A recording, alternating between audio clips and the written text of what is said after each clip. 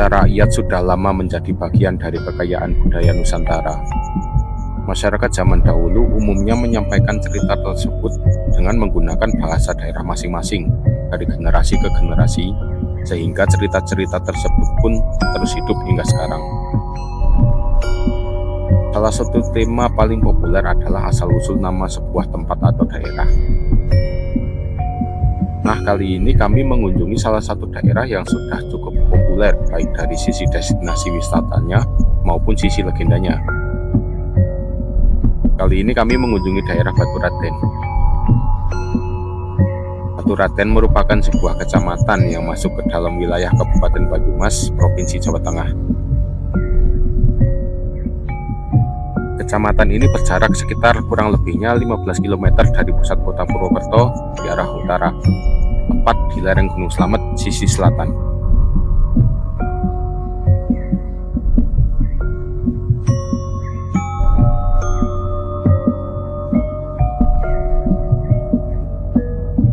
Asal-usul Baturaden berkenaan dengan legenda atau cerita rakyat yang cukup populer di kalangan masyarakat.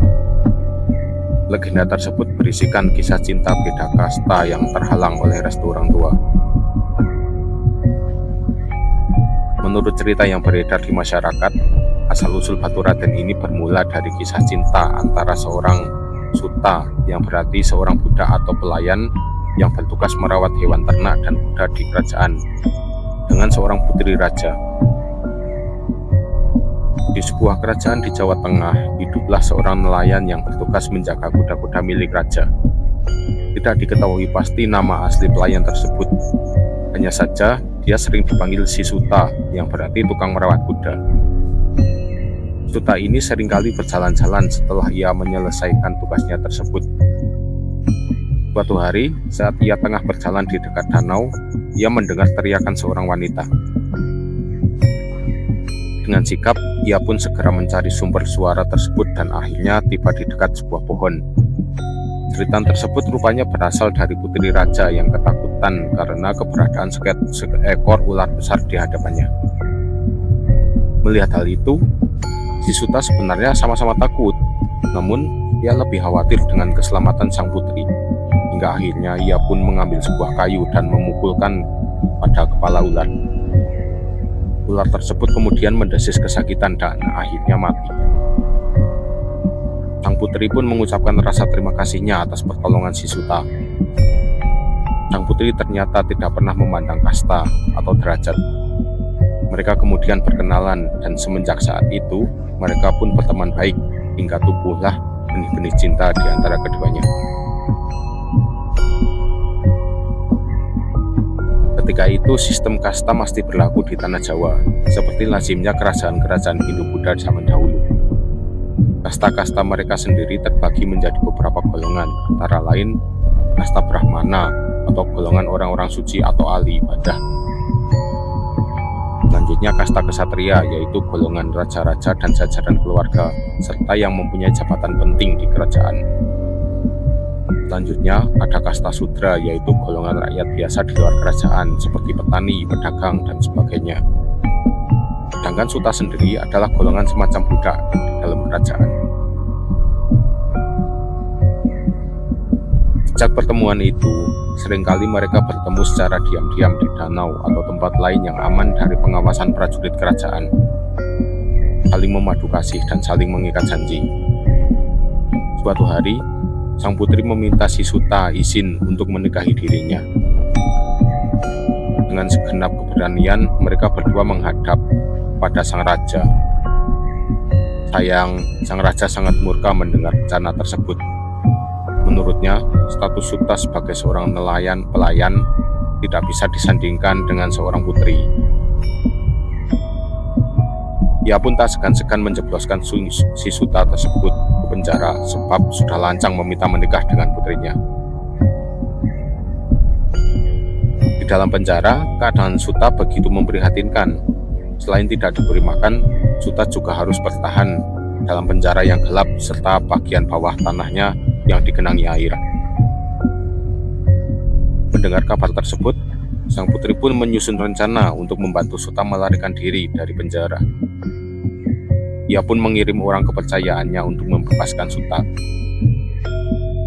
Saat orang tersebut menjemput si Suta, sang putri menunggu di pintu belakang kerajaan bersama seekor kuda. Setelah kedatangan si Suta yang dipapah oleh orang kepercayaan sang putri, keduanya pergi jauh dari istana. Agar tidak dikenali, mereka pun menyamar menjadi orang biasa, lalu tinggal di dekat sungai di lereng Gunung Slamet. Di sanalah mereka menikah dan memulai kehidupan baru sebagai sebuah keluarga sederhana yang tidak tersentuh pengawasan kerajaan. Setelah menikah dan dikarunia anak pertama, keberadaan sepasang suami istri itu rupanya terendus oleh prajurit kerajaan. Sang ayah pun akhirnya berhasil menemukan putrinya kembali dan terus memaksa agar putrinya pulang ke istana. Di sisi lain, si Suta dan sang putri terus menolak keinginan raja tersebut, hingga pada akhirnya kesabaran sang raja pun habis. Pertempuran tak seimbang pun tak terelakkan, hingga si Suta meregang nyawa akibat tusukan keris sang raja. Sang putri tentu marah besar, begitu terluka melihat pujaan hatinya terbunuh di depan mata. Dengan sisa kekuatannya, ia merebut keris sang ayah lalu membunuh dirinya dengan menancapkan senjata tajam tersebut ke tubuhnya. Kisah cinta yang berakhir pada kematian ini hampir serupa dengan kisah Roro Mendut dan Trono Citro yang terhalang oleh ambisi sang penguasa untuk meminangnya. Kembali ke cerita si Suta dan sang putri. Konon, karena kemarahannya dan kebingungannya karena kematian anak putrinya, sang raja marah dan membunuh keturunan pasangan kekasih tersebut, lalu memakamkannya di lereng Gunung Slamet. Tempat Suta dan sang putri memulai keluarga mereka tersebut kemudian dinamai Baturaden. Penamaannya sendiri berasal dari kata batur dan raden. Batur sendiri memiliki arti pelayan, pembantu, atau pesuruh. Sementara raden mempunyai arti mulia atau mengacu pada gelar kebangsawanan. Dari cerita asal-usul Baturaden yang tragis tersebut, beredarlah mitos putus cinta terkait wisata di kawasan ini. Masyarakat setempat meyakini bahwa sepasang kekasih yang datang ke Baturaden, tak lama hubungan keduanya akan kandas. Selain itu, pasangan yang sudah tahu tentang mitos ini dan sengaja datang ke Baturaden diyakini tengah dalam keadaan yang rumit. Dengan berkunjung ke Baturaden, mereka seolah tengah menguji apakah hubungan mereka layak bertahan atau tidak. Terlepas dari legenda atau mitos yang beredar, Baturaden memang merupakan tempat bersejarah dan nyaman untuk dijadikan destinasi wisata atau hanya sekedar sebagai napak tilas.